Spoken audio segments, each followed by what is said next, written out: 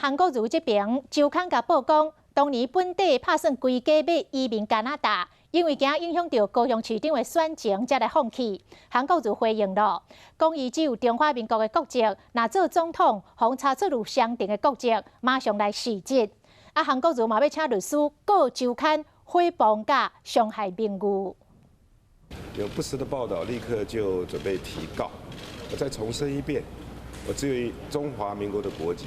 韩国瑜讲要告，因为周刊报道，2016年韩国瑜甲李嘉芬翁某伫温哥华买房地产了，打算规家伙移民到加拿大。因为韩国瑜当时要选高雄市长，惊影响到选情，才无去。假设选上中华民国总统还有4年的时间，他会出200多起。这200多起，只要任何一起查到我有双重国籍，我可以跟所有台澎金马的同胞来承诺。 不可以有双重国籍，即使选上总统，都必须要辞职。到电视台录影，韩国瑜对着挺伊的单手局女士和网友攻击，真唔甘。竞选阵营真侪动作，除了公布最新的宣传影片，呼吁100万市民站出来，沿岸做上凯道，嘛票选出选举后部108招。